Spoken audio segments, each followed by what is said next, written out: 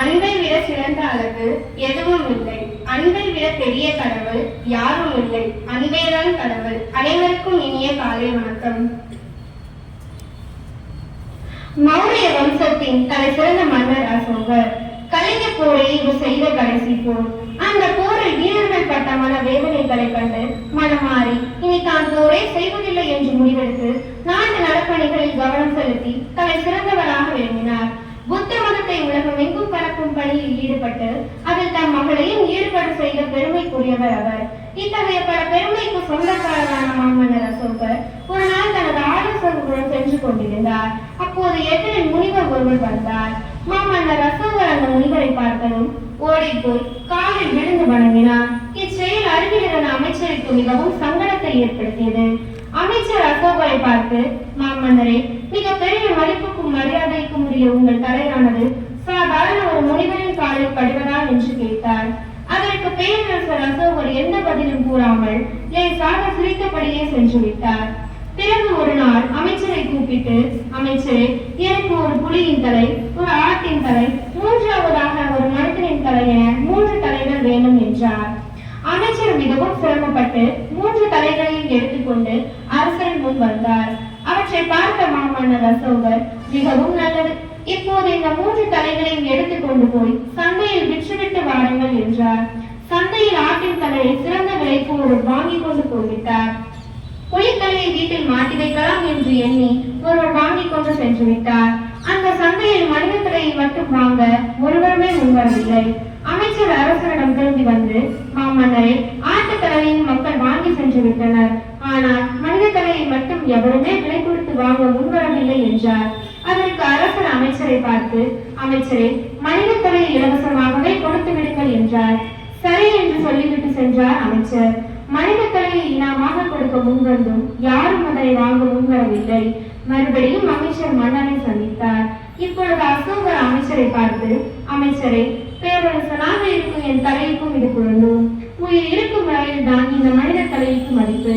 உயிர் போன பிறகு அதன் மதிப்பும் போய்விடுகிறது. எனவே மதிப்பு இருக்கும் போது தலையால் பெரியவர்களின் திருவடிகளில் விழுந்து வணங்கி அந்த புனிதத்தை பெற்றுக் கொள்வது நல்லது. அதுவே பணிவு. இந்த பணிவு அனைவருக்கும் வேண்டும் என்றார். எனவே இளைய பள்ளியின் மாணவிகளாகிய நாம் அனைவரும் பணிவுடன் வாழ்வோம். எடுத்த காரியத்தை துணிவுடன் செய்ய முயற்சி செய்வோம். நல்லவர்களாக, சிறந்தவர்களாக, பலரும் மதிக்கும் அளவிற்கு வாழ்வில் உயர்வோம். நன்றி. அனைவரும் கண்களை மூடி கைகளை குவித்து இறை வார்த்தையில் இணைவோம். சீராக்கின் ஞான முனையிலிருந்து வாசகம். அதிகாரம் 3, இறை வசனங்கள் 17 முதல் 18 வரை. குழந்தாய், நீ செய்வது அனைத்தையும் பணிவோடு செய். அவ்வாறாயின் கடவுளுக்கு உகந்தோர் உனக்கு அன்பு காட்டுவர். நீ பெரியவனாய் இருக்கும் அளவுக்கு பணிந்து நட. அப்போது ஆண்டவர் முன்னிலையில் உனக்கு பணிவு கிட்டும். இது ஆண்டவர் வழங்கும் அருள்வாக்கு. இறைவா, உமக்கு நன்றி. ஜெபம். ஞானத்தின் ஊற்றானவரே என் இறைவா, உன் இதய பள்ளியின் மாணவிகளாகிய நாங்கள் அனைவரும் பணிவு என்னும் உயரிய பண்பினை கடைபிடித்து கல்வியிலும் ஒழுக்கத்திலும் சிறந்து விளங்கிட தேவையான ஞானத்தினையும் சக்தினையும் நீரே எங்களுக்கு வழங்கி காத்திடவும், தொடர்ந்து எங்கள் பள்ளியில் உள்ள அனைவருக்கும் நற்சுகம் தந்து காத்திடவும் இறைவா உம்மை இறைஞ்சுகிறோம். ஜீவனுள்ள நல்ல தகப்பனே, ஆமென். தாயாக அன்பு செய்யும் என்னுயிர் நீதானையா, சேயாக நம்பி வந்தோம் வாழ்வில் ஒளியேற்றவா. தாயாக அன்பு செய்யும் என்னுயிர் நீதானையா, சேயாக நம்பி வந்தோம்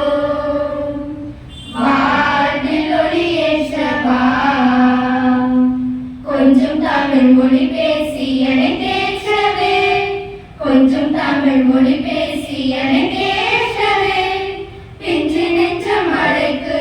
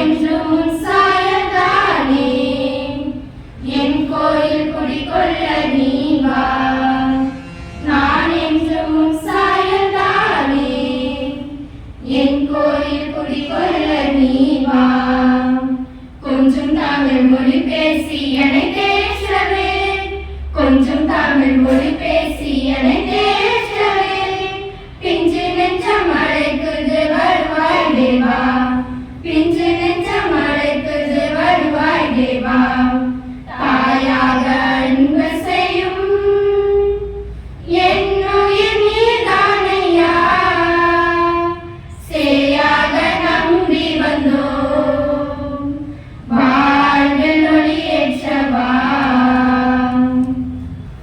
திருக்குறள். வினைவழியும் தன்வழியும் மாற்றான் வழியும் துணை வழியும் தூக்கி செயல். குறளின் கருத்து: செயலின் வலிமை, தனது வலிமை, பகைவரின் வலிமை, இருகாலுக்கு இடைப்பட்டோரின் வலிமை ஆகியவற்றை ஆராய்ந்தறிந்து அந்த செயலில் ஈடுபட வேண்டும்.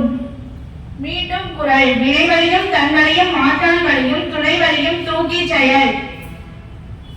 இன்றைய சிந்தனைக்கு: ஒருவருடைய தன்னம்பிக்கையும் சுய ஒழுக்கமுமே அவரது அதிர்ஷ்டத்தை தீர்மானிக்கும். பிறரை குறைத்து மதிப்பிட வேண்டாம், அது உள்ளத்தின் மதிப்பை குறைக்கும். கோபம் என்பது கொடிய அமிலம், அது விடும் இடத்தை விட இருக்கும் இடமே பெரிதும் நாசமாகும். நேர்வழியில் அடைய முடியாதது எதுவுமில்லை, குறுக்கு வழியில் கிடைப்பது அதே வழியில் போய்விடும். உழைப்பு பிழைப்புக்காக இல்லாமல் உண்மைக்காகவும் இருக்க வேண்டும் என்பதனை இளைய பள்ளியின் மாணவிகளாகிய நாம் அனைவரும் உணர்ந்து நல்ல முறையில் கல்வி கற்று நல்லவர்களாக சிறந்தவர்களாக உலகில் வளம் வர லவன்சி மாணவிகளின் வாழ்த்துக்கள்.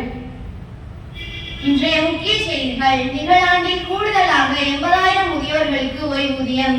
முதல்வர் மு.க. ஸ்டாலின் அறிவிப்பு. டிராகன் பழம், முந்திரி சாகுபடிக்கு அரசு மானியம் வழங்குகிறது. தமிழகத்துக்கு 2000 கோடி மத்திய நிதி நிறுத்தி வைப்பு. 2023-24 14,137 குழந்தை திருமணங்கள் தடுத்து நிறுத்தம். விளையாட்டுச் செய்திகள்: உலக ஜூனியர் ஸ்குவாஷ், இந்தியாவுக்கு வெண்கலம். பாரிஸ் ஒலிம்பிக் போட்டியில் பாதுகாப்பு பணிகளுக்காக இந்தியாவிலிருந்து 10 மத்திய ஆயுதப்படையினருடன் மோப்பனாய் பிரிவும் அனுப்பி வைக்கப்பட்டுள்ளது. இன்றைய நாளும் இனிவரும் எல்லா நாட்களும் இனிதாக அமைய இறைவனை பிரார்த்திப்போம். கற்றுக்கொண்டு வாழ்க்கையில் முன்னேறுங்கள். Good morning teachers and good morning students.